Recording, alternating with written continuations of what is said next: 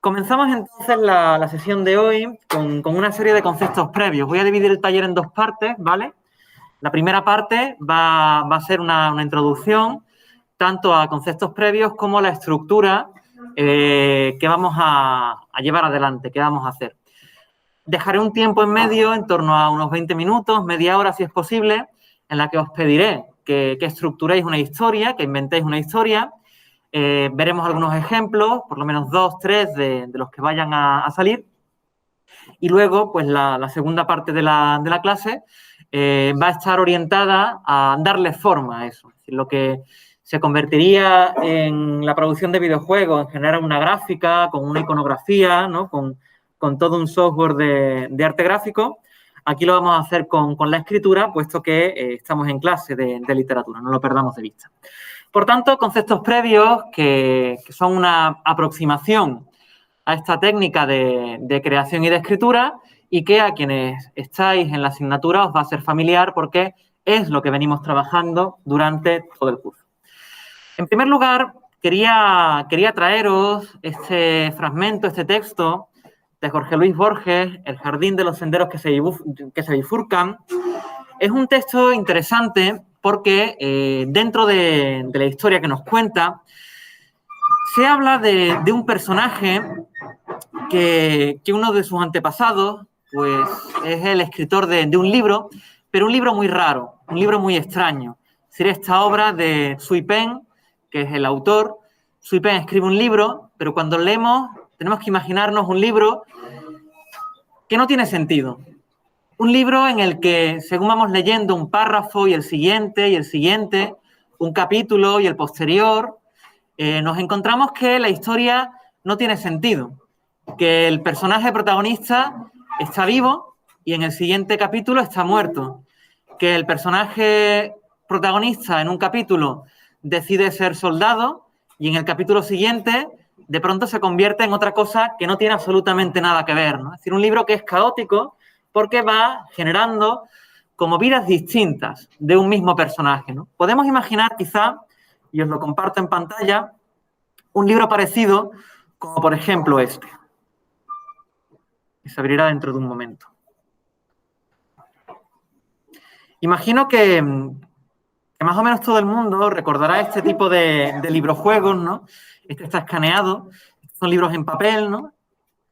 En donde tenemos un texto, a ver si lo puedo minimizar un poco.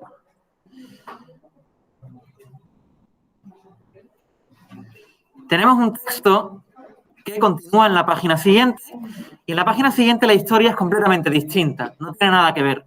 Y siempre en el pie hay una decisión, hay una bifurcación, ¿no? Si esperas y tienes esperanza de atravesar la lluvia, pasa a la página 12. Si decides pedir ayuda por radio, pasa a la página 14. Es decir, voy saltando de una página a otra, pero si voy a la 7, lo que se nos cuenta aquí en este texto no tiene nada que ver con lo que hay en la página anterior, ¿no? Imaginamos que el libro al que se refiere Borges en El jardín de los senderos que se bifurcan es parecido, es bastante parecido. Es decir, un libro en el que el argumento va cambiando, va mutando y que posiblemente empezamos a sospechar que no lo estamos leyendo de la manera correcta, no lo estamos leyendo por el orden correcto. El tipo de librojuegos que vamos a crear en el taller de hoy se parece mucho a esto que imagina Jorge Luis Borges en el año 1941. Es decir, unos libros que cuentan todas las posibles historias, todo lo que puede pasar cada vez que el personaje toma una decisión o que se bifurca el camino según la acción que se vaya a emprender, ¿no? Si no puede decidir si subir o bajar la escalera. Puede decidir si venir a clase o quedarse en su casa. Puede decidir si escuchar a Brouillon en lo que nos va a contar hoy o irse tranquilamente a tomar el sol ahí detrás de la facultad, ¿no? Bueno, pues imaginad un libro en el que todo eso se cuenta. Se cuenta cómo vosotros subís y bajáis. ¿Y qué pasa cuando subo y qué pasa cuando bajo? ¿Qué pasa cuando vengo a clase a escuchar el pesado de Brouillon? ¿Y qué pasa cuando me voy a tomar el sol tranquilamente? Y todo eso lo cuenta el libro, por muy paradójico que pueda parecer. Parece, por tanto, bastante, si recordáis la clase anterior de la semana pasada, y para quienes no sigáis mi asignatura, pues lo sabréis, ¿no? Por cultura general, ¿no? Se parece mucho a lo que se conoce como la paradoja del gato de Schrödinger, ¿no? Esa ese cuento, ese mito, esa historia que utiliza la física cuántica para explicar los saltos cuánticos. Lo cuántico, recuerdo que es el mundo de lo muy pequeño, más pequeño todavía que los átomos. Las partículas subatómicas pueden dar saltos cuánticos, pueden estar en dos lugares al mismo tiempo, ¿no? Es incluso inquietante pensar que un electrón que está en mi cuerpo al mismo tiempo está en el de cualquiera de vosotros y a la inversa. Es decir, todo está perfectamente conectado. Como digo esto, pensamos que es magia, pensamos que es imposible, pero no. Los físicos nos dicen que es así, que es cierto, que ocurre. ¿Tiene sentido? No tiene sentido a nuestros ojos, a nuestra lógica, pero si cambiamos la manera de entender la realidad, esto cobra sentido. ¿Qué nos dice la paradoja del gato de Schrödinger? La paradoja del gato de Schrödinger, como digo, es una pequeña historia, un pequeño cuento que explica los saltos cuánticos y que Schrödinger la representa mediante un gato. Estamos ante un gato y el gato está dentro de una caja. Por eso le he puesto un cuadro alrededor a uno de los gatitos. No sabemos lo que está pasando dentro de la caja. Por tanto, el gato está al mismo tiempo vivo y muerto. Es así. No tiene sentido, pero es así. En la física cuántica estas cosas suceden. Un electrón o una partícula subatómica está en dos lugares al mismo tiempo. Está haciendo dos cosas, desplazándose en dos direcciones al mismo tiempo. Pues nosotros pensamos así, también esta creación de librojuegos, ¿no? Donde cada vez que hay una bifurcación, donde cada vez que hay una división de la trama, las tramas continúan, cada una por su lado. Y tenemos que escribir las dos historias. La historia en la que el personaje gana, en la que el personaje pierde, en la que sube y en la que baja, en la que muere y en la que vive. Todo eso, ¿no?, lo vamos creando en un único libro, aunque, como en el caso del relato de Borges, ¿no?, pueda parecer paradójico. Luego veremos cómo se ordena todo eso y cómo efectivamente le damos una estructura, ¿no? Hay una corriente de los teóricos literarios que piensan, que afirman que todo texto por sí mismo es interactivo. En el momento en que estamos leyendo, estamos interactuando con el texto y además el texto literario, la experiencia de leer, no está en un libro, no está en una serie de folios encuadernados. El texto se crea en la mente del lector, ¿no?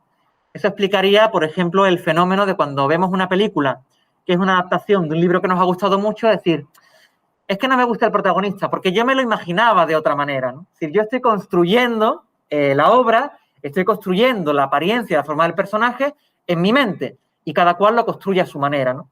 Eso es lo que propone la teoría de la recepción, ¿no? Teóricos como Wolfgang Isser, por ejemplo, vienen a decirnos que el acto de leer es un acto de crear. Creamos en nuestra mente, en el teatrum mentis, en el teatro de la mente, todo aquello que se nos va contando, todo aquello que se nos va diciendo. A partir de aquí hay otros teóricos, como por ejemplo Espen Arsez, o también una teórica española que trabaja en los países nórdicos, Susana Pajares Tosca, que dicen, claro, pero hay textos que son más interactivos y textos que son menos interactivos, ¿no? Es decir, una novela, en el sentido clásico de novela, es interactivo, pero un poquito menos que otros, por ejemplo, los libros de Elige tu propia aventura, donde yo puedo tomar decisiones, ¿no? Donde yo puedo decidir ir por un camino o ir por otro camino, donde yo puedo decidir hacer una cosa o hacer la contraria, ¿no? Entonces no hablamos ya no solamente del texto, sino de los cibertextos como aquellos casos en los que el texto nos permite hacer algo más que escuchar e imaginar. Podemos intervenir de alguna manera. Un concepto derivado, pero que significa una cosa distinta, es el concepto de hipertexto de una escuela americana que encabeza George P. Landau, en donde ellos hablan del hipertexto como una forma de escritura, ¿no?, que va más allá del texto tradicional lineal, ¿no?, organizado en párrafos, capítulos, episodios, partes, ¿no? El hipertexto sería pues un conjunto de unidades que están relacionadas de una manera en la que yo puedo ir avanzando y volviendo atrás. Y además en donde no hay un orden lineal. Un hipertexto no se empieza a leer por la página 1 y se acaba de leer por la página 300.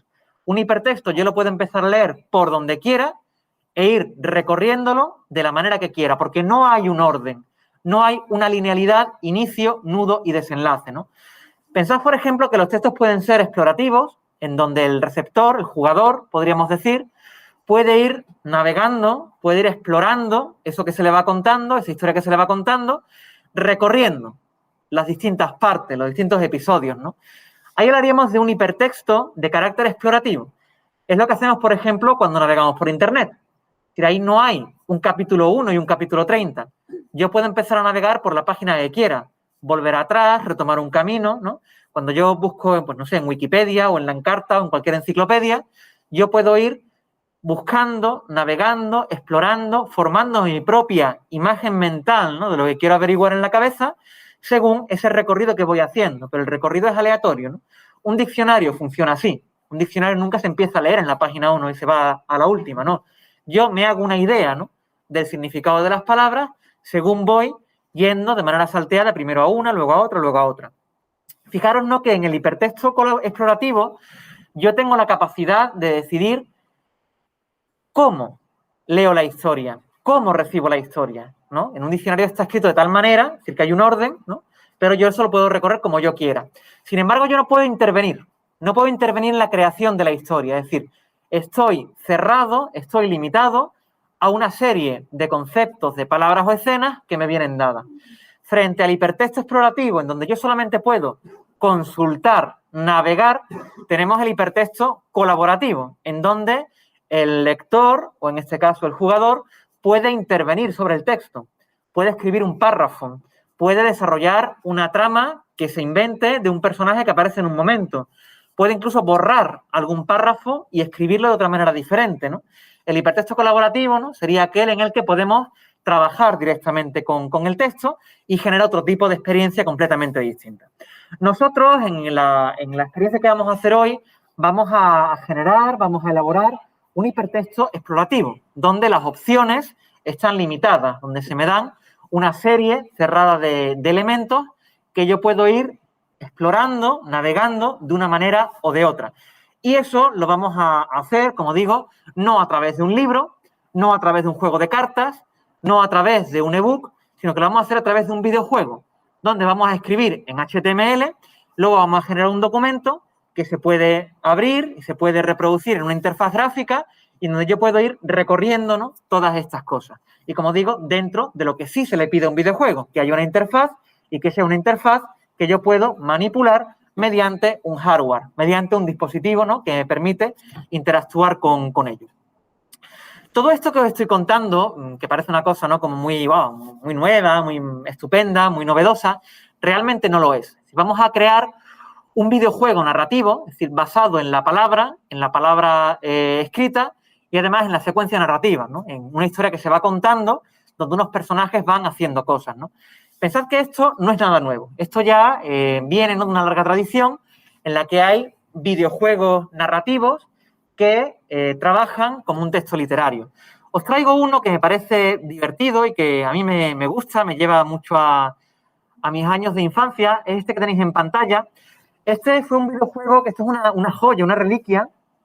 Este es un videojuego que se hizo para un tipo de ordenador que se llama Spectrum Sinclair, y que además el Spectrum Sinclair funcionaba con cintas de cassette, ¿no? Imaginaros, ¿no?, en vez de un ordenador como este que tenemos aquí en el aula, ¿no?, donde hay unas placas de memoria con unos bits que van funcionando, imaginaros un ordenador que funcionaba con cintas de cassette, más cintas de cassette que normalmente las copiábamos, las pirateábamos entre amigos o entre los primos, ¿no?, los hermanos.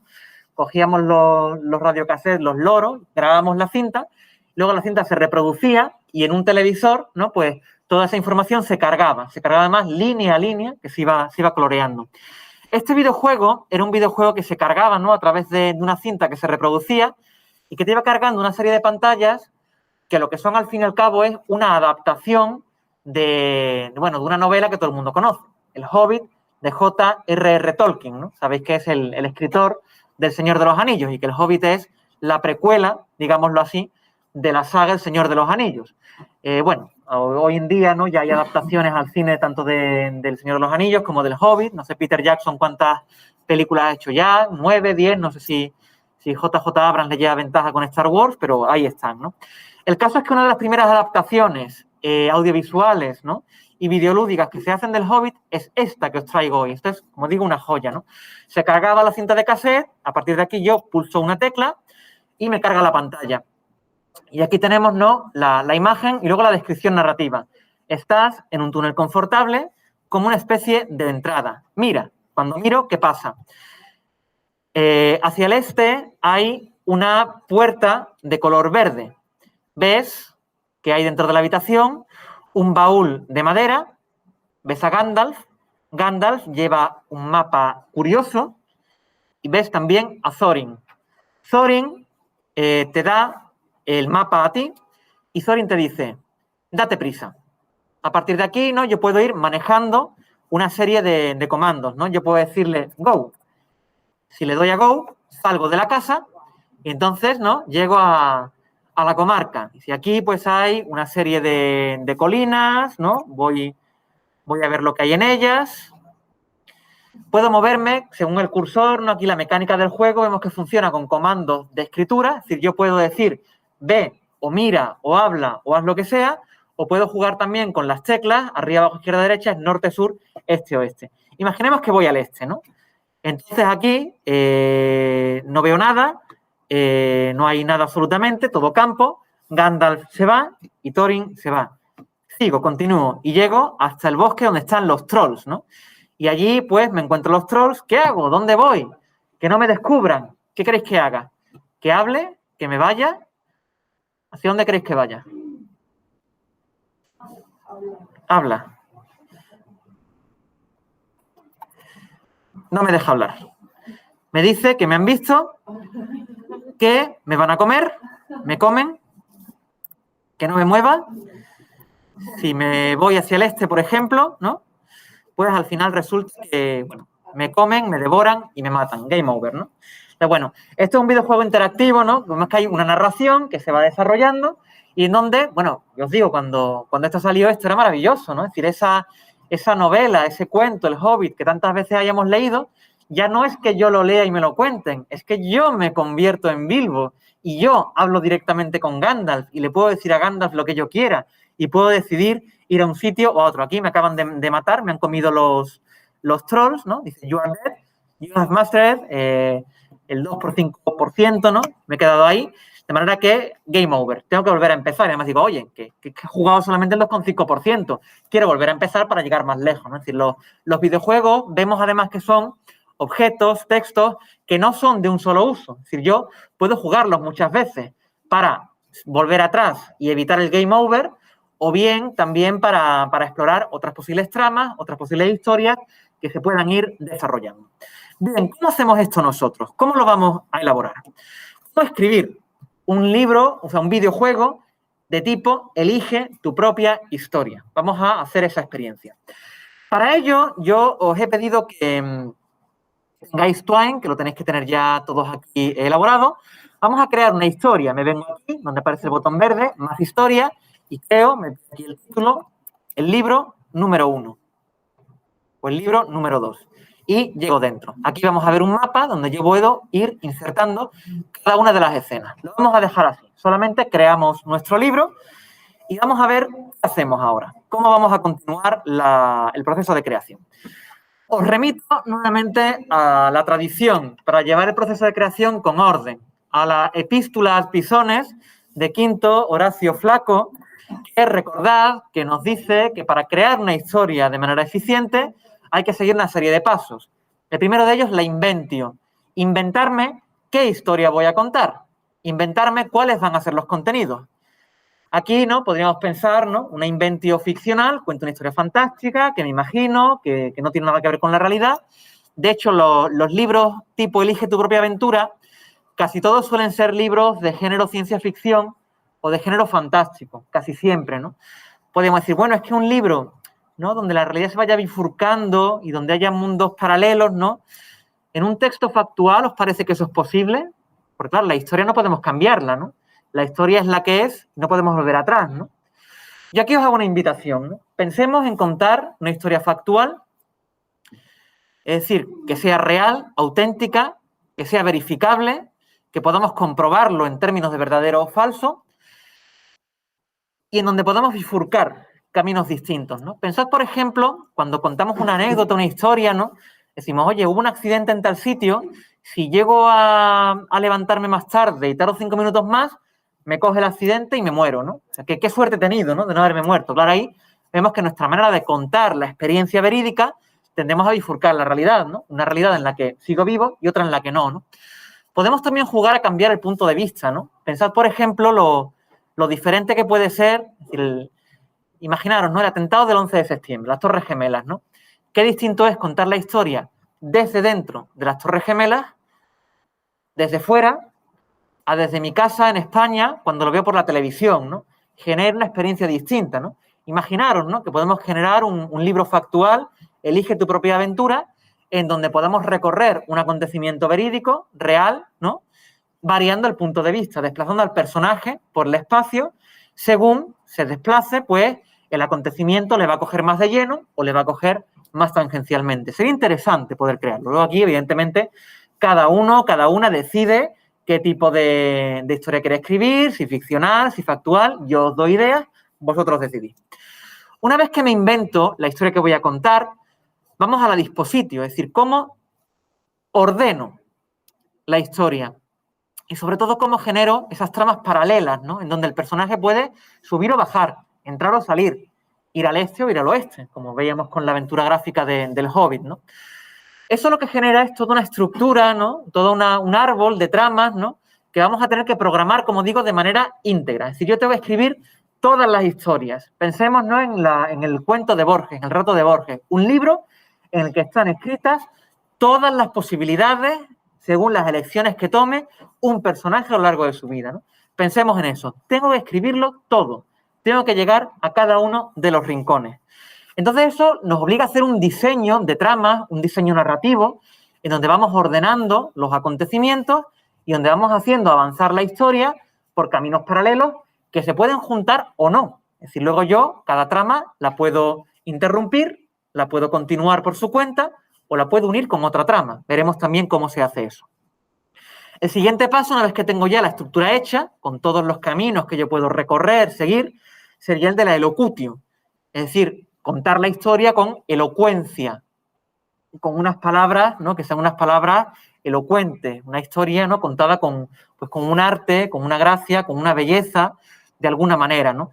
Será esa la fase de escritura, ¿no? Donde vayamos a desarrollar cada escena, cada secuencia, ponerle voz al narrador, diálogo a los personajes, etcétera, etcétera. A partir de aquí generamos una memoria, guardamos el archivo y después lo reproducimos, ¿no? En una interfaz gráfica y Actio, lo activamos. ¿Para qué? Para jugar, porque eso es a lo que hemos venido, a jugar. ¿Cómo hacemos esto? ¿Cómo diseñamos un texto videolúdico de Elige tu propia aventura con la aplicación que vamos a emplear, que vamos a utilizar? En primer lugar, fase de diseño. Es decir, yo aquí lo que hago es la inventio de la historia. Me invento la historia que voy a contar, ¿no? Como ya sabemos que nos dice la narratología, generamos, inventamos, ideamos el mito o fábula historia y luego eso lo ordenamos en el logo, sujeto, discurso de una determinada manera. Y luego todo eso lo volcamos en un medio de comunicación, en un soporte que nos permita hacerle llegar nuestra historia a un jugador que en este caso la va a reproducir y va a decidir lo que quiere que ocurra. El primer paso, por tanto, es inventar la historia. Y además la inventamos, ¿no? con estos pasos, con estos requisitos que ya conocemos de sobra quienes hemos estudiado narratología, ¿verdad? Nos inventamos los escenarios donde ocurren las cosas, ¿no? Veíamos que en el Hobbit lo primero que aparecía era el escenario, ¿no? Estás en la entrada de una casa donde hay, ¿qué? Objetos. Hay un cofre de madera donde hay, ¿quién? Unos personajes. Está Gandalf, está Thorin, Gandalf tiene un mapa, un objeto, y entonces, acontecimiento. Thorin te dice, vámonos, y decides salir. Acción, tú cambias de pantalla, cambias de lugar, ¿no? Hay un diseño narrativo previamente de qué es todo lo que va a haber dentro de cada escena. Entonces, lo primero que hacemos a la hora de escribir un libro tipo Elige tu propia historia, en este caso en modo de videojuego, según la técnica de videojuego, lo primero que tenemos que hacer es diseñar las escenas. Una escena es una unidad semántica, es decir, una unidad de contenido, de lo que se va a contar. Si yo me vengo aquí a Twine y os voy explicando, si yo genero, ¿no? una primera escena, un primer pasaje, que si me vengo aquí, selecciono encima del cuadradito, ¿no? Me vengo al lápiz y lo puedo editar. Y aquí puedo introducir contenido. Pasaje sin título, lo voy a convertir en inicio. Importante que en Twine le pongamos nombre o número a cada una de las escenas que vayamos a crear. Muy importante que lo hagamos, porque después, cuando empecemos a generar los saltos, a generar esos caminos de una escena a la siguiente, tenemos que buscarla. Y cuando tenemos muchas escenas, ¿no? es difícil encontrarla si todas son escenas sin título. Entonces es importante que siempre pongamos un nombre a cada escena para situarla y después para poder recuperarla. Me vengo entonces aquí, a la descripción. Ojo, estamos escribiendo en HTML, es decir, cada línea es un comando, es un campo distinto. Entonces yo aquí escribo el texto. Por ejemplo, el personaje se despierta, ¿no? Primera línea, describo la situación. En la siguiente línea coloco la bifurcación. El personaje se levanta, el personaje se queda durmiendo. Genero la bifurcación aquí, cada una, como digo, una línea diferente. Si yo cierro aquí, ¿no? Ahora tengo que generar otra unidad semántica, es decir, otra escena distinta. ¿Cómo la creo? Aquí abajo, cuadradito verde, pasaje, y aparece otro cuadradito. Lo puedo mover además, lo puedo ubicar donde yo quiera. Puedo generar aquí, ¿no? Una bifurcación, ¿no? ¿Qué es lo que pasa cuando el personaje se levanta y qué es lo que pasa cuando el personaje se queda durmiendo? Edito, y aquí pongo, por ejemplo, 1.1 y en la otra le pongo de nombre, edito, 1.2. Vale, lo tengo, ¿no? Si lo he creado, es unidades semánticas en donde hay un inicio que me puede llevar a dos tramas distintas que se van desarrollando una en paralelo a la otra. Sí, puedo.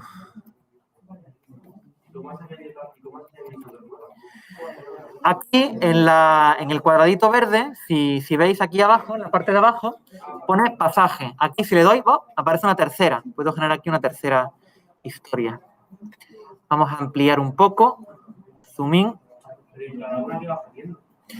Por ahora nada. Os estoy explicando, ¿no?, cómo generar la secuencia de escenas. Ahora veremos cómo se unen. Vamos paso por paso. Entonces estamos aquí. Estamos en este momento, ¿no? Dentro de cada escena es bueno que sigamos este esquema, ¿no? Descripción, en qué escenario estamos y qué sucede, el acontecimiento, ¿no? Recordad, ¿no?, el videojuego narrativo del Hobbit, ¿no? Estás en la puerta de la casa, dentro hay un baúl, llega Thorin, llega Gandalf, te dan el mapa y te dicen, vamos, vámonos, ¿no? Hay una descripción del lugar, hay una acción que llevan adelante los personajes y luego una decisión, en donde yo establezco varias opciones que quiera colocar. La segunda unidad, el segundo elemento que nos importa son los saltos. Los saltos son unidades relacionales. Voy a relacionar, voy a generar, ¿no?, esos caminos posibles entre las escenas que vaya creando. Fijaros que los saltos los puedo crear como yo quiera, es decir, en cantidad. Puede haber saltos dobles, triples, cuádruples y los que queramos. Normalmente en los manuales de escritura de libros interactivos se suele recomendar que no haya demasiados saltos, ¿no? Es decir, imaginaos, ¿no?, en una aventura en la que yo ponga 15 opciones, ¿no?, abrumaría al lector o a la lectora. Es decir, bueno, ¿y ahora qué elijo? No sé, hay demasiada información, ¿no? Es recomendable hacer saltos dobles, triples, lo máximo cuádruples, ¿no? ¿Podemos hacer más? Sí, evidentemente, pero seamos conscientes, ¿no?, del efecto que vamos a causar en cada uno de los lectores. Los saltos, además, pueden ser fijos. Por ejemplo, en el libro Elige tu propia aventura puede haber saltos fijos donde yo doy la opción, ¿no? Es decir, el personaje se levanta o el personaje se queda durmiendo. Es decir, son opciones fijas que no puedo cambiarlas.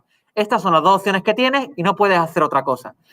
También podemos crear saltos aleatorios. Es una opción, ¿no? Los saltos aleatorios se pueden crear a partir de lo que haya pasado antes en el recorrido del lector, o se pueden crear también mediante tiradas de azar, ¿no? Por ejemplo, con dados. Se hace mucho en los juegos de cartas, ¿no?, que son libros no, o sea, son videojuegos no EDPA, no Elige tu propia aventura. También se pueden hacer los EDPA, ¿no?, donde hay una tabla y dice, bueno, pues tira el dado. Si sacas entre 0 y 5, subes la escalera. Si sacas entre 5 y 10, te caes por la escalera, ¿no? Tú puedes crear ese tipo de saltos. Aquí, en este taller, vamos a crear solamente saltos fijos, pero que sepáis que podéis inventar, podéis imaginar otro tipo de saltos, ¿no?, que pueden ser interesantes, ¿no?, para darle un poco más de emoción y para quitar el control al lector, ¿no?, para que se meta más en el mundo y pues se meta en la piel de un personaje que puede ser pues patoso o torpe o tener un superpoder, ¿no?, y que pues según la tirada que haga, el superpoder hace una cosa o hace otra. Luego podemos hacer también saltos que son en avance, falsos saltos, es decir, un salto que yo pienso que me lleva adelante, pero que en realidad me obliga a volver atrás. O puedo hacer saltos lejanos, es decir, saltar de una escena a otra que están muy lejos una de otra. Por ejemplo, cambiando de trama. Yo puedo irme de una trama a otra. Eso sería un salto lejano, ¿no? Hay que tener mucho cuidado, porque el salto lejano implica que tenemos que ser muy coherentes con lo que estamos escribiendo, ¿no? Si yo voy escribiendo una historia con una trama y de pronto cambio completamente de trama, de algún modo tengo que recuperar esa información que me he perdido, que no he recibido, ¿no? De manera pues que hay que buscar mucho siempre la coherencia y que el lector no se pierda, que se sienta acompañado. ¿Cómo hago un salto en time? ¿Qué es lo que nos interesa, no? Recuerdo, tengo aquí, ¿no? Pues el personaje que se despierta, se levanta o se puede quedar durmiendo, ¿no? Me voy a editar la página, ¿no? Aquí me sobra una H. Genero un salto. Cojo de la primera opción, la subrayo entera, así con el cursor, y entonces me voy aquí arriba donde pone link, enlace. Genero un enlace, un link. Recuerdo, estamos creando hipertextos, ¿no? Como decía George Pelandou, en donde hay una serie de lexías, de unidades, que vamos conectando entre sí y que el lector, el jugador, puede ir recorriendo según quiera, según decida.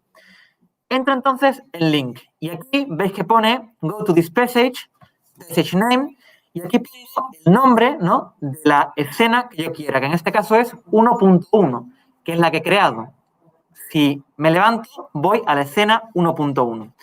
Bueno, pues me vengo aquí, añado, cierro, y veis que se ha creado una flechita. Vuelvo otra vez a editar, hago lo mismo con el personaje se queda durmiendo, genero un link, vete a este pasaje, ¿a dónde? Al 1.2. Por eso os decía que es bueno que le pongáis siempre nombre a cada escena, para después poder localizarla. Si no, si todas se llaman escenas sin título, ¿a cuál voy? ¿Cuál me interesa? El programa se pierde, no consigue generar el hipervínculo.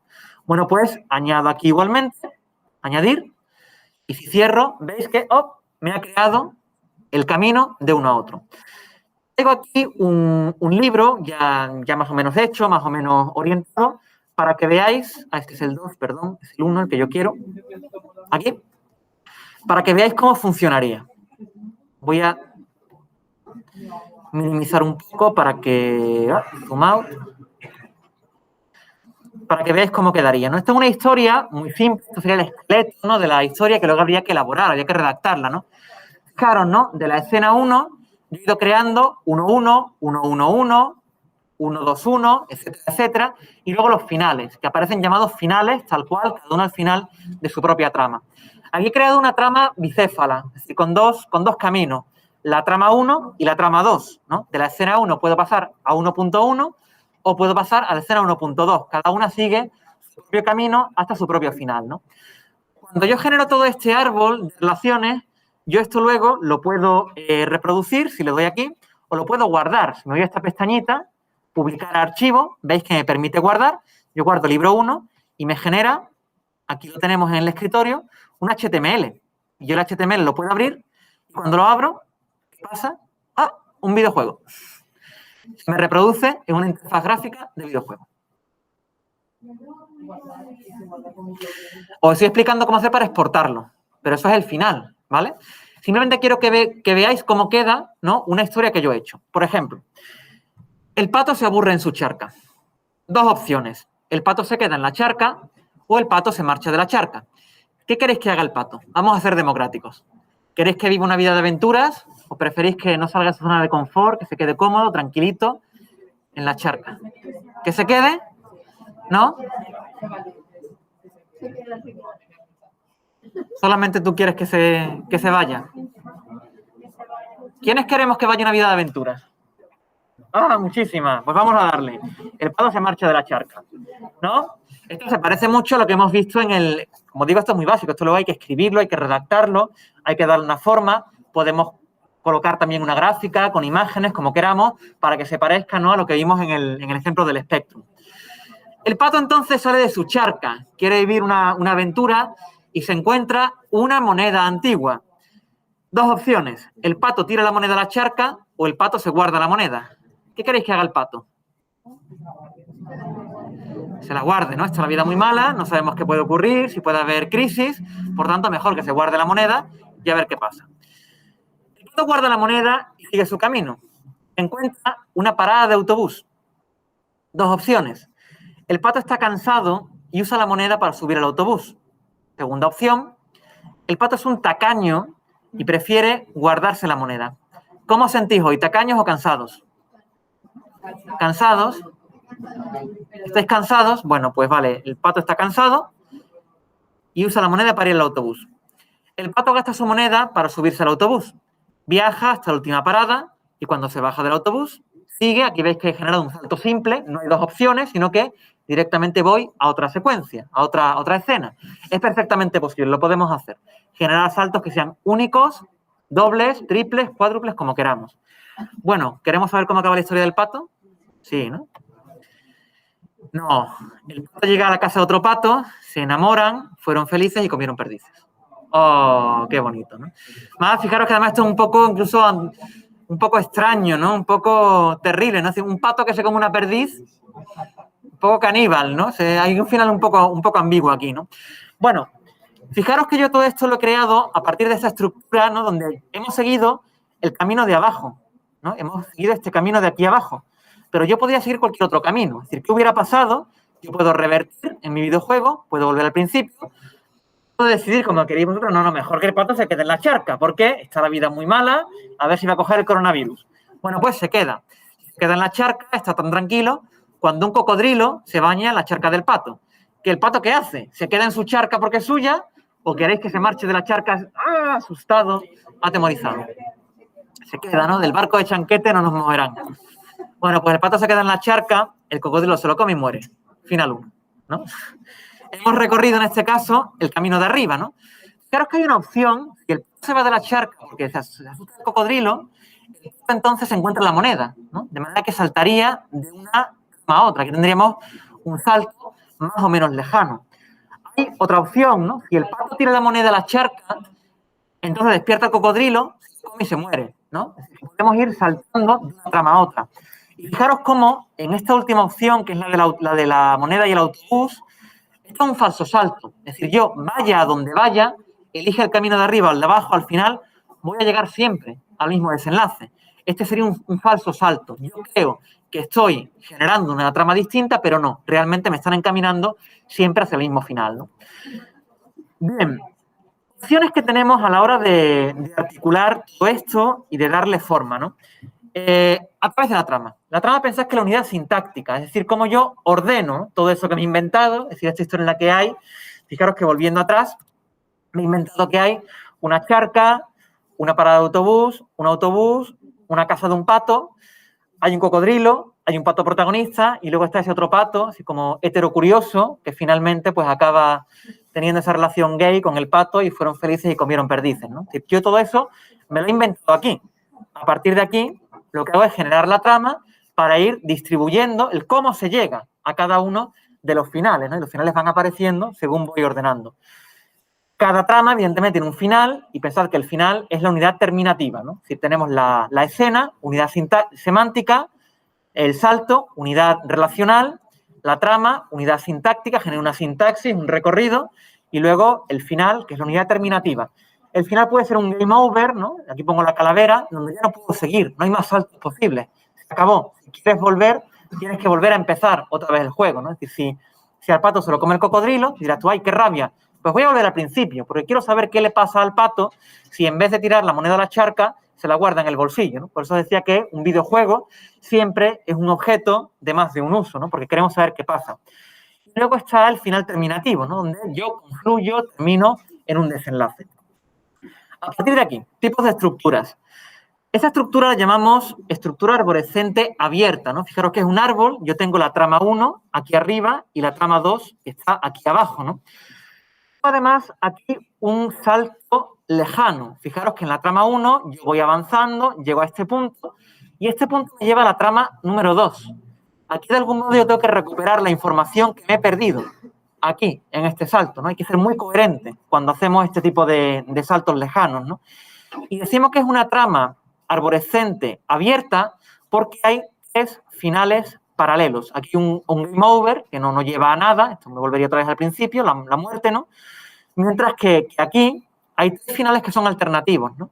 Y además es bueno que esto lo marquemos en la escritura, ¿no? Para que el jugador diga, oye, pues voy a volver a empezar desde el principio para intentar averiguar cuáles son los otros 2 finales posibles, ¿no? Es una estrategia que tenemos para enganchar al usuario, al lector, al jugador y que vuelva a iniciar el bucle. Tenemos también la estructura fluorescente cerrada, ¿no? Fijaros que aquí decimos que es cerrada porque solamente hay un final posible. Vaya por donde vaya, siga el camino de líneas que siga, solamente llega a un final, a un solo desenlace, ¿no? Aquí además hay saltos lejanos y fijaros el salto que he hecho. Hay un salto lejano que me lleva de la trama 1 a la trama 2 al principio, pero hay uno interesante. Puedo saltar de la trama 1 a la trama 2 y de la trama 2 a la trama 1. Esto ya es alto riesgo, ¿no? Si yo salto aquí, de algún modo, ¿cómo recupero todo lo que ha pasado aquí y no me he enterado de ello? Esto requiere, como digo, un esfuerzo de concentración, de coherencia a la hora de ir escribiendo, redactando, ¿no? Y acompañando, por supuesto, al jugador para que no se nos pierda, ¿no? Fijaros, ¿no? Como el salto lejano es cambio de trama hacia el final. Y además, si os dais cuenta, son falsos saltos. Es decir, yo elija con lo que elija, voy a llegar siempre al mismo punto. No voy a llegar a un final paralelo. Yo, elija el camino que elija, siempre llego a ese final cerrado. Otra opción, la estructura lineal, ¿no? La estructura lineal, hay manuales que los desaconsejan porque es verdad que al final el jugador tiene pocas opciones, ¿no? Fijaros cómo la trama lineal funciona siempre con falsos saltos. Por ejemplo, aquí el primero es un falso salto. Yo creo que avanzo, pero me dicen, no, por aquí no se va, vuelve al principio y regreso a la situación inicial, ¿no? Un falso salto lejano, ¿no? Aquí, por ejemplo, yo voy avanzando, cojo este camino y cuando llego aquí me dicen, no, por aquí no se sigue. Vuelve otra vez atrás y continúa, regresa y me mandan a la muerte o me continúan avanzando, ¿no? Incluso aquí casi al final hay otro salto lejano que me devuelve, ¿no? Son bucles, ¿no? Que se van repitiendo y que me van llevando hacia el punto que yo quiero que alcance el jugador, ¿no? Este tipo de estructuras, como os digo, son estructuras con las que hay que tener cuidado, ¿no? Porque generan frustración. Es decir, si yo creo que voy avanzando y vuelvo otra vez atrás, es que me he equivocado, es que no lo estoy haciendo bien, es que me desespero, ¿no? Entonces, hay que tener cuidado para que nuestro lector / jugador no se frustre y no decida abandonar la historia porque no le parece interesante. La locutia, es decir, contar la historia con elocuencia, contar la historia de una manera acabada. Al igual que en un videojuego audiovisual, el guión se lo damos a unos especialistas para que hagan la gráfica, los 3D, las cinemáticas. También podemos meter cinemáticas si queremos en los videojuegos de Twine, ¿no? No habría ningún problema incrustando un vídeo, enlazando un vídeo. Bueno, pues igual que le damos eso, ¿no? A especialistas audiovisuales en el videojuego, un poco triple A, en este videojuego narrativo que estamos haciendo, que es una hibridación entre la literatura y el videojuego, aquí tenemos que redactar, tenemos que escribir, tenemos que convertir esa historia que es muy esquemática, muy tosca, en un universo inmersivo, ¿no? Siguiendo ese modelo de los libros Elige tu propia aventura, que os he mostrado antes y que era, bueno, un poco la cultura de los años 80, que hoy está bastante pasada de moda. Algunos tips, algunos consejos, algunas claves para abordar la segunda parte. Ahora que tengo la estructura, la voy a redactar para generar una experiencia de usuario en mi jugador o en mi lector. Hay que narrarlo, hay que contarlo y, por supuesto, hace falta que una serie de voces, de autoritas, ¿no? Pues den lugar, ¿no? A todo lo que vamos a ir conociendo, viendo, explorando, para enterarnos de lo que ha pasado. Lo que suele hacerse, aquí os pongo por ejemplo, ¿no? En esta estructura apelativa, es decir, el texto nos apela, ¿no? A nosotros, a los jugadores, a las jugadoras, a que tomemos las decisiones, suele articularse en 2 partes. Una primera, que es descripción-acción, ¿no? Por ejemplo, veis que aquí la narración es muy sofisticada, es muy literaria, un rugido atravesó el camino, Arula se detuvo, jamás había escuchado un sonido igual, le pareció un conjunto de voces aullando su nombre, Arula. Por un segundo el mensajero dudó de sus oídos, etcétera, etcétera, etcétera. Hay toda una narración literaria, ¿no? que entre lo sensorial, es cierto que, por ejemplo, los libros Elige tu propia aventura suelen jugar mucho con lo sensorial, ¿no? Es decir, yo a través de lo que se va narrando voy experimentando como si me llegaran pues, los sonidos, las imágenes, el tacto, las sensaciones, lo que queramos, ¿no? Es decir, hay una correspondencia entre el lector y el avatar. Y una manera de generar esa correspondencia, esa identificación, es mediante este lenguaje sensorial. Es decir, lo que voy escuchando, lo que voy tocando, lo que voy viendo según voy atravesando el camino. Segunda parte, después de esa descripción, ¿no?, tan literaria, tan narrativa que nos encontramos, siempre, por supuesto, acompañada de acciones, ¿no? Recordad que cuanto más escribo, menos acción hay, cuanto más acción hay, menos descripción puedo insertar, ¿no? Porque todo en la acción, ¿no?, pues pasan las cosas muy rápido, muy deprisa, hay que encontrar ese equilibrio. Después de la descripción y de la acción, entonces va la bifurcación, que en este caso es narrada, ¿no? Es decir, después de haberte contado esto, para ir por el sendero de la derecha, como este videojuego, o sea, este libro-juego, perdón, en argentino dice salta a la página 16. Para ir por la izquierda, salta a la página 9. Nosotros, como hacemos un videojuego, quitamos esta última parte, ¿no? No hay que saltar a ninguna página porque el enlace pinchando ya me lleva a donde sea, no tengo yo que buscarlo pasando las páginas del libro. Me interesa que veáis, ¿no?, que en este caso la bifurcación es narrada. Es el narrador quien te ofrece las dos posibilidades, es su voz quien te da las dos opciones. Es cierto que este modelo, de este fragmento que os he traído, es un modelo que desde el punto de vista de la creación de videojuegos es muy poco inmersivo. Es decir, todo pasa y le pasa a ellos. Yo no tengo nada que ver, ¿no? Todo queda como mucha distancia, queda muy frío. Y quienes se dedican a la creación de librojuegos narrativos o de videojuegos narrativos nos invitan siempre a que generemos una inmersión del lector en la historia que se le está contando, que creemos una atmósfera en la descripción y que luego interpelemos directamente al lector para que se ponga en la piel, en la situación del personaje que debe elegir o que debe de hacer algo. Aquí veis una manera, ¿no?, de generar esa mayor identificación, generando una escena de la que tú, lector, formas parte. Y formas parte metiéndote en la piel de tu avatar, es decir, del personaje al que controlas, al que manejas, ¿no? Este fragmento es de un libro-juego que se hizo para la manifestación, la primera manifestación grande del 8 de marzo, que creo que fue del 2018, si no recuerdo mal, ¿no? Bueno, pues con motivo de esa primera manifestación se hizo este libro-juego de carácter feminista, ¿no?, donde vemos que hay un diálogo entre dos personajes, ¿no?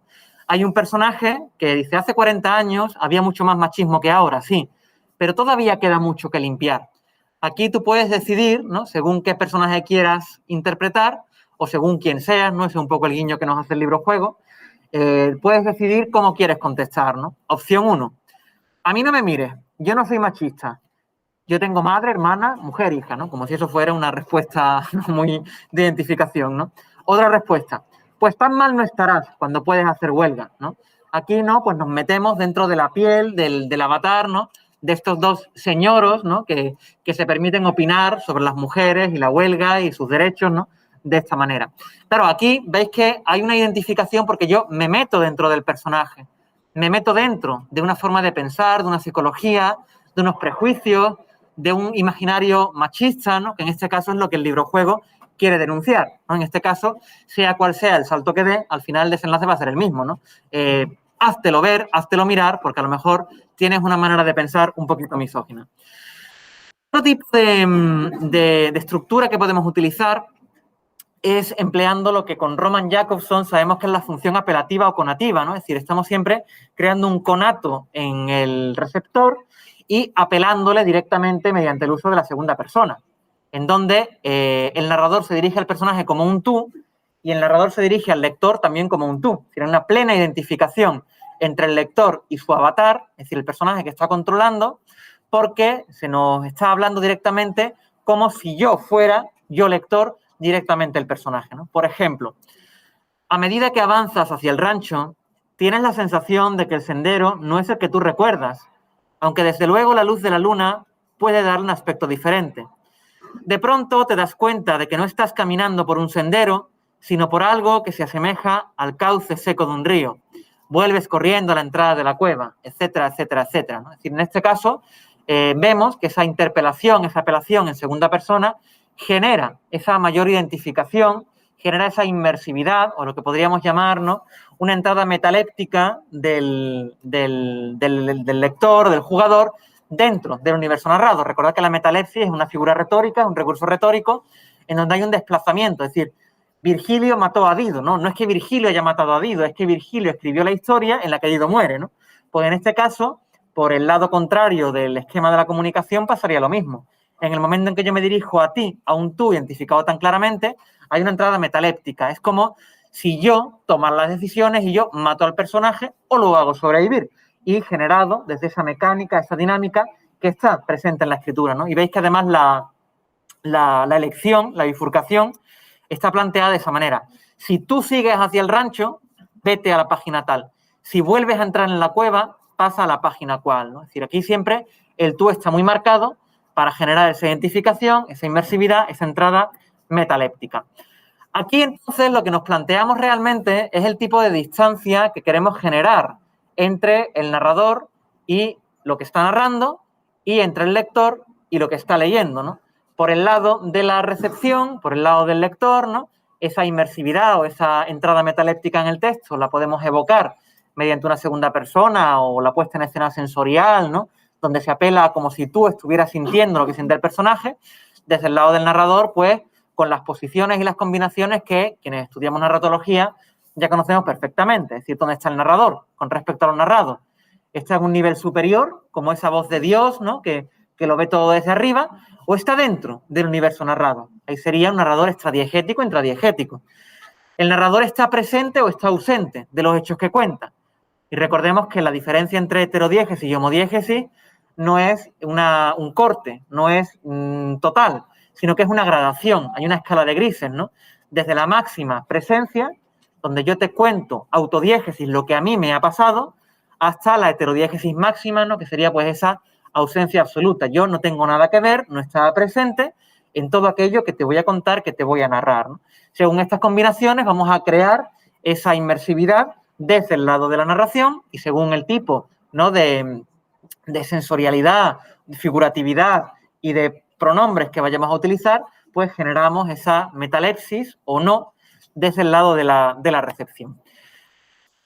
Algunos ejemplos que nos pueden servir. Aquí, por ejemplo, narración en pretérito, ¿no? Fijaros como la narración en pretérito genera mucha distancia. Si me están contando todo cuando ya la historia ha acabado, cuando los hechos han concluido, todo se ha consumado y ya no hay nada que hacer. La narración en pretérito genera, ¿no? Esa distancia narrativa con respecto a lo que se está contando. Y tenemos además extradiégesis y heterodiégesis, es decir, la máxima distancia que puede tener un narrador con aquello que nos está contando, que nos está narrando, ¿no? Fijaros el efecto que tiene, ¿no? Una vez equipados, los dos aventureros se reunieron con los soldados, que se disponían a abrir los portones y salir al exterior. «No malgastes tu vida en ellos», le susurró Izana a Cal mientras se preparaba. «Podemos llegar a las alcantarillas y huir por ellas de esta ciudad condenada», etcétera, etcétera, etcétera. Si Cal sigue a la elfa por el callejón, tal. Si decide luchar junto a los soldados, pasamos a otro lugar, ¿no? Fijaros, ¿no? Que aquí hay una distancia muy grande. Es decir, el narrador está ausente. El lector no se identifica. O sea, es verdad que el lector maneja, su avatar es Cal. Está manejando a Cal, decide lo que hace Cal. Pero fijaros la distancia. Aquí yo lo vivo todo, lo veo todo como una otredad. Lo veo todo como una alteridad muy grande, muy fuerte. Normalmente, si leéis manuales de escritura de librojuegos o de videojuegos narrativos, vais a encontraros que los autores os dicen que no utilicéis ese tipo de escritura porque rompe con la inmersividad. Yo no estoy del todo de acuerdo con eso. Es decir, creo que esto tiene su efecto y que además tiene su efecto positivo, donde yo puedo entrar a vivir una historia que no tiene nada que ver conmigo y que es un personaje que no soy yo y que nunca podré ser, ¿no? Eso tiene sus beneficios si sabemos utilizarlo en su justa medida. ¿Qué proponen los manuales de escritura de librojuegos y de videojuegos narrativos? Proponen que esa máxima inmersividad la busquemos a través de una escritura que incluya al lector / jugador / receptor, como lo queramos llamar, ¿no? ¿Cómo? Mediante narración en presente indicativo, como si estuvieras viviendo en presente, en realidad virtual inmersiva, lo que está sucediendo, y luego mediante intradiégesis y homodiégesis y mucho diálogo. Es decir, estoy dentro del mundo narrado, estoy presente en los cuentos, en los hechos que se cuentan, y además el diálogo no es lo que me restituye la voz de los personajes como hubieran pronunciado aquellas palabras, ¿no? No te asustes, te dice una de las criaturas que están ante ti. Al principio a todos nos sorprende, pero con el tiempo se nos pasa. ¿Qué quieres decir con eso de que se pasa con el tiempo? Preguntas con ansiedad. Los seres se ríen, pero no desagradablemente, y tú te vas calmando. Mira, muchacho, debes aceptar el hecho de que ahora tanto perteneces al pasado como al futuro. El presente no existe en realidad, etcétera, etcétera, etcétera. Si te arriesgas a ir al futuro, pasa a la página tal. Si quieres la tranquilidad del pasado, pasa a la página cual. Fijaros, apelación directa a segunda persona, identificación máxima entre el lector y su avatar. Por otro lado, el personaje te cuenta su historia y además te reproduce las frases, ¿no? Con esa altanería que tienen los marcianos, son unos marcianos que están delante de un astronauta, ¿no? Que saben cosas que él no sabe. Ellos saben que se puede viajar en el tiempo, ¿no? Sería, ¿no? Pues una forma de crear esa inmersividad, esa identificación y que es lo que suelen recomendar los manuales, ¿no? La entrada metaléptica, en este caso, está bastante potenciada utilizando este punto de escritura, estas técnicas de escritura.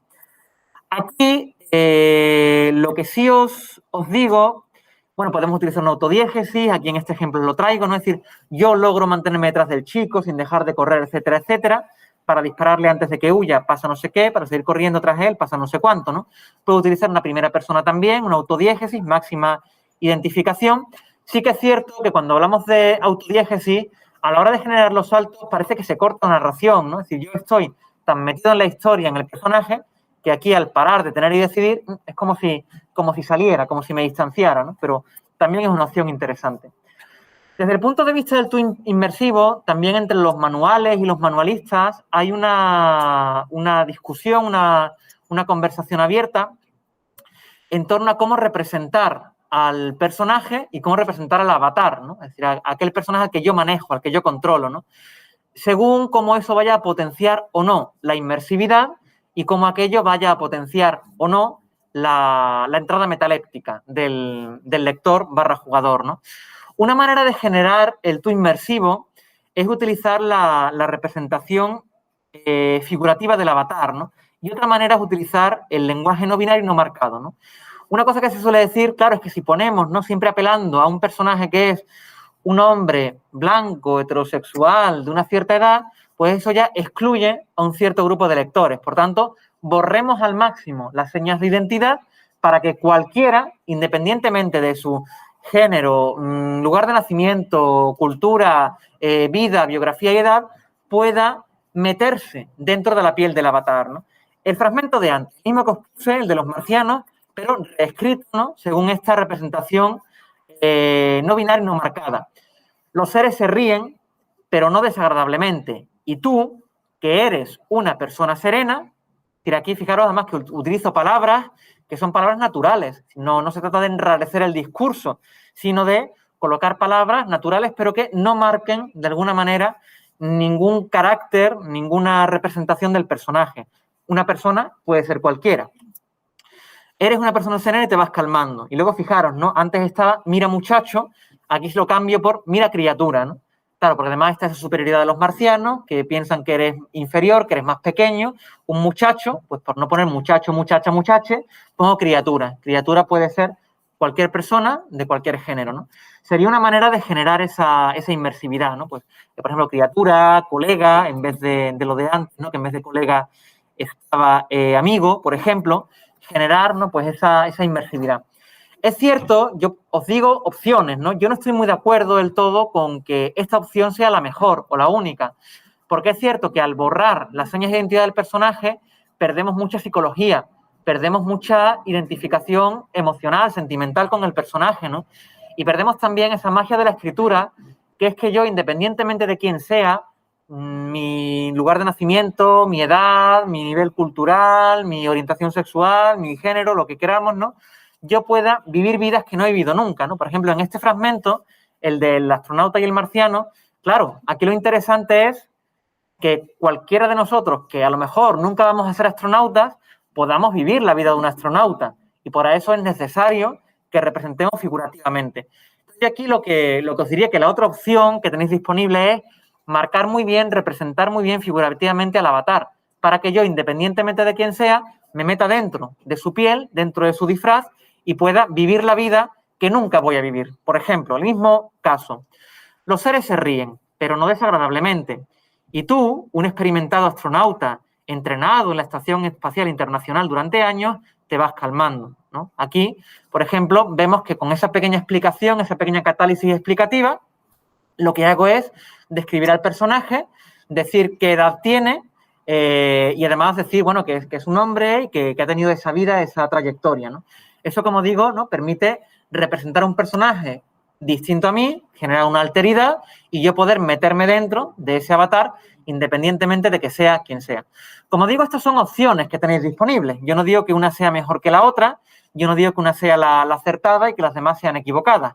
Simplemente son opciones que tenéis a la hora de escribir y a la hora de generar, ¿no? Realmente vuestro videojuego narrativo. Entonces, de lo que se trata, ya con esto llego al final, aquí hay una bibliografía por si queréis consultarla, de lo que se trata es de que al final escribamos y elaboremos y creemos y pongamos a disposición nuestro propio videojuego narrativo. Que salgamos de aquí diciendo, oye, que es que he creado un videojuego.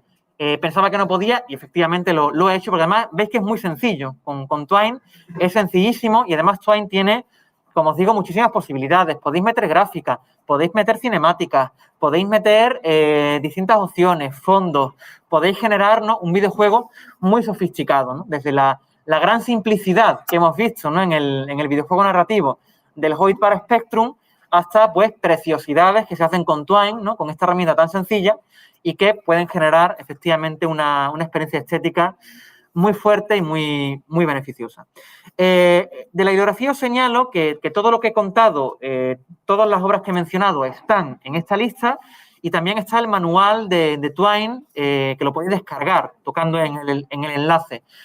Hay muchas más posibilidades con Twine. Si podéis hacer hipótesis, podéis hacer ganchos, podéis hacer muchísimas cosas. Lo que yo he explicado es lo básico para empezar, pero a partir de aquí, ir desarrollando, ir investigando y seguramente os van a salir cosas súper originales.